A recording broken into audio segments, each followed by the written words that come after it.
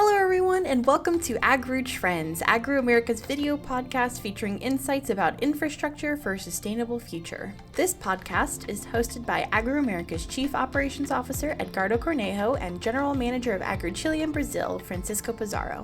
Together, they invite guests who help peel back the curtain to reveal the world of engineering plastics. From engineers and designers to installers and end users, we hope AGRU Trends can be a useful tool for you to learn how you and AGRU can build a better future. Let's build it together.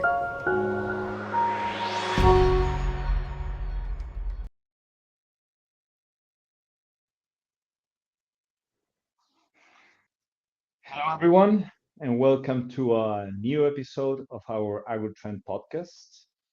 AGRU Trend is the video podcast series exploring the role of engineering plastics in creating an infrastructure for a sustainable future. AGRU has taken a huge pride in delivering exceptional products and services for customers and businesses partnered for decades. Today, we are thrilled to bring our knowledge to a broader audience with AGRU Trends. In this last episode of our third series, we are exploring the role of lining system for containment and closure applications. And more specifically, we're going to have a huge look on international projects. And for that, we have a special guest today, Werner Scheed, who is the Senior Sales Manager of AGRU Austria. And together with Edgardo Cornejo, our Chief Operating Officer from AGRU America, we'll make a series of questions today for this last episode. Edgardo, good to see you. How are you? Good to see you, Francisco. Good to see you, Werner. Thanks for your time and taking this opportunity to discuss more about this geosynthetic world. Awesome. Werner, first question, go straight to the bones. We have already discussed geosynthetics from the US perspective and its regulatory environment. What are some of the considerations when working on international projects like the ones you have participated before? Yeah, okay. So first of all, also hello to everybody. I really appreciate that you make this interview with me. I'm responsible for sales of geomembranes for whole Europe and for Central Asia. So only alone in Europe, we have 47 different countries, which means not 47, but a lot of different standards and regulations. First of all, we have to know from which country the inquiry comes and which regulation or standards are required. Of course, there are also some countries which have no regulation, but this is more or less the minority, sorry. Beside this, knowing these regulations, I mean, I think that's worldwide the same. You have to have a very good relationship to your customer and also the installing company. You know, especially in Europe, different countries means different mentality. So you really should know your customers very well. We also may not forget that our 5 main competitors of geomembranes produce in Europe. So we always have to be one step ahead of them. In Central Asia, sorry, there is more or less the same situation. Knowing and accepting different mentalities are important, especially in those countries. So nobody or no sales guy can come there, talk a few minutes to a customer, and then expect to get the project. In some countries, it is just, unfortunately, just important to have the lower price. But also there, if you have a good relationship to your customer, also a higher price for a high quality product like AGRU produces is accepted. So in US and South America, Werner, we normally use a lot of ASTM regulations. Um, and in Europe, it is fair to say that you use more ISO standards and the well-known BAM standards as well. Are those the top two? Well, only alone in Germany, we have 3 different standards. These standards are again totally different from the Austrian one, which is the Ö norm. In France, they have a different standard. In the Netherlands, they have a different standard, and all those standard means to have a special data sheet for for these countries as well as special liners. So how do you normally are gonna work against all those constraints? You gotta, like you said, have different technical data sheets for the geomembranes and really understand all the properties with different values. How do you do that in a global level? What is your process for that? The process is, first of all, our technicians have to know the different standards. In some countries, our partners are sitting in those standardization committee. For example, we in Austria, we are in always once a month in discussion with the ÖNORM committee to talk about the ÖNORM. In Germany, it's the same. We do it, but in countries, especially in France or in the Netherlands, where we don't speak the mother tongue, the mother language, sorry, or the local language, our partners do this, and they have to transfer all their knowledge, all the requirements to AGRU, and then we have to check internally if we fulfill all the standardizations or what do we have to change to fulfill it. So in the US and also in South America, projects lean heavily toward waste management and mining. How does differ international, and especially in the region that you are in charge of, Central Asia and Europe, Werner? What's the difference? Yeah. So the difference, more or less, it is here absolutely the same. Landfill is, of course, the most important application where we can sell huge quantities in Europe as well as in Central Asia. In countries like Finland, Turkey, but all the area also of Central Asia, mining is very, very big. And in Europe, South Europe, Middle Europe, reservoirs become for water storage. Reservoirs for water storage become more and more important. You know, climate is changing.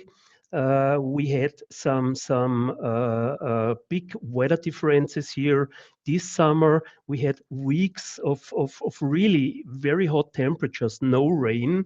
The earth is totally dry. And if it is raining, then for 2, 3 days, the earth is not able to absorb all the water. And during the hot periods, the water is missing. So the new trend is building big water reservoirs here in Europe for storing the water for irrigation, but also for storing the water for the winter tourism. So in the Alps, also the snow became less and less during the last decade. And therefore, especially in Austria, we are very addicted to the winter tourism, and you need to have snow, otherwise the tourists are not coming. And therefore, we are building, not we, but our customers are building big storages in the mountain. They fill it up with water, and then they are producing the snow. And last but not least, groundwater and corrosion protecting, as well as, of course, landfill caping is very, very important. So we noticed that some of your recent projects involve thermal storage for heating. Could you tell us more about this application that seems to be very, very new and important? Definitely. Excuse me. So, at a time when heating accounts for a large part of European Union's energy needs, CO2 neutral solutions are crucial. In particular, the storage of hot water generated with solar thermal energy has the potential to drastically reduce of those CO2 emissions. However, Buffer storage systems, which weekly cycles, are also important for the optimization of district heating networks. There is a company in Denmark, it's called VEKS. This is one of Denmark's leading district heating suppliers. They are storing the excess heat from combined heat and power plants and waste incineration plants for its district and heating system in a new type of, we call it pit thermal energy storage, which is lined with a high temperature resistance geomembrane from AGRU Kunststofftechnik. Beside these, storage systems are necessary for the integration of renewable energy sources. Buffer storage tanks can cover peak loads at short notice and at the same time optimization the operation of heat generation economically. Those pit thermal energy storage technology represents a revolutionary approach for the energy storage. Thermal energy bonds, for example, in water is temporarily stored in a pit excavated into the ground. Um, anyway, however, the project and we see just the pictures, thank you for that. The project in Denmark, it's called Høje Tastrup, goes one step further. Here, for example, the heat from our biomass, sorry, not from our, but from 4 biomass-fired combined heat and power plants and 3 waste incineration plants is temporarily stored, thus optimizing their operation. The different method makes it possible to use the system as a buffer storage tank, which 25 to 30 charges and discharges cycling a year are possible. As a result, peak loads can be covered and peak load system can be saved. For this application, AGRU developed high temperature resistant liners made for polypropylene. And in this special project, we are using a polypropylene HDR, high temperature resistant liner, which can work or can store water with up to 90 degrees Celsius. This is approximate 194 degrees Fahrenheit. And the lifetime of those liners in this special project is approximate 25 years. This PP HDR product or liner is unique in the world. Nobody else from our competitor has it. So we are the only one who can build it in such projects. So where is the heat coming from in this project? It's a side plant that will From generate biomass. okay, and they will So store in those sorry. buffers. Yeah, go ahead, go ahead. Right. They store it in these buffers, so you have sometimes very high peaks of the temperature, and then you have low peaks. And this is more or less which we were able to cover with our PP HDR liners. The higher the temperature is, the lower is the lifetime of those liners. And we are working very, very close with the university, the technical university in Linz.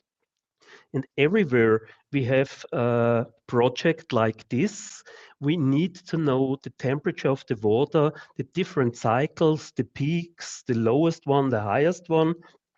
And the university tells us then which lifetime in this special project our liners have. So in this picture there, you're gonna have 10, 10 buffers. The hot water or the hot media will come and get stored over there. How they gonna use these? You said it can stay there at X Right. amount of month. How they gonna use it? They're gonna recircle that back to the plant for another different process, or they're gonna use it somewhere else? Well, the hot water they can use, for example, to warm out flats, plants, whatever, buildings in generally. Okay. So they are pumping it then in a Nice. cycle of the local energy producer or supplier, and they are pumping it, for example. So a lot of what means a lot, almost every flat, every house is heated up in Austria with warm water. In Europe with warm water, electricity and gas is quite what means quite. It's damned expensive, and therefore storages like this become more and more popular because the heat from the in this case biomass plants is anyway here. So it's just a question of how to store it and how to use it. So I if the see. temperature of the media is 90 Celsius, what is the temperature of the ambient temperature so that it doesn't lower? You see what I I'm saying? did not understand your How do you question. keep Mhm. that temperature in the reservoir at the value that you want to have it? Or it's gonna start changing, meaning Okay, it started at 90 and end up yeah. at We 50. Exactly. This is what I meant with the peaks. So the highest peak, for example, is in this case 90 degree, and the lowest will be approximate 40 degrees. Okay. All right. Mhm. So when they So, pump out the uh, warm water, uh, it is yeah, go ahead. no. The solution is amazing, and it's great to see that the demand goes beyond the traditional landfills and tailings in mining. So it's great to see that these high-end applications are currently being done in your territory, Werner, and will start coming in South America, Hmm. where usually the first solutions start there and come later here, especially in countries where there's a need for these high-end solutions, where of course also there's a lack of access for water, or there's a focus on energy efficiency. So based on that, how do you see Yeah. the industry, specifically the geosynthetic industry, evolving for the next 5 to 10 years, Dana? Hmm. Well, I think worldwide we are now under a economic recession. So we know when it started, there was COVID, and 2 years ago there happened something in Eastern Europe which brought the economic to their knees, I could say. So as soon, my opinion is, as soon as then there is an economic growth again, the number of projects will definitely increase again. Uh, the project during the last COVID started in 2019, if I'm not mistaken, or was it 2020? So in the last years, the project they were just postponed.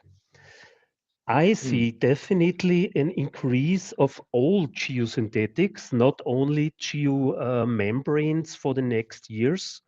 Um, I even want to say not only in the next 5 to 10 years, but even longer, they will definitely increase. So we need the geosynthetics for applications such as waste management or environmental aspects, hydraulic and civil engineering, for tunneling, and last but not least, for ponds. Mm. So we definitely see a healthy, let's say, environment for the development of geosynthetics, and I'm glad these at the end are sustainable solutions for a challenging future. Right. Werner, we are very close to end our episode and our third series. We would like to thank you for your presence today, and thank you our You're very audience welcome. to tuning in for this AGRU Trends. I really look forward to see you in our offices worldwide, mostly probably in Austria. And thanks again for joining, and thanks also Edgardo for this new episode and in this new series. And I leave you for to close this episode. Please, Edgardo. No, thank you, Francisco and Werner. I think it was very, very good information. I think the audience summary could be Agro can help you with different geosynthetics and geomembranes for landfills, mining, but also for these high temperature applications. Having polypropylene up to 90 Celsius is excellent. So polyethylene up to 60, and therefore we can help cover different needs. Thanks everyone. I hope you have a great end of 2024, and we start strong on 2025. So it's great to see you, and we will have more episodes next year. Thank you. Absolutely.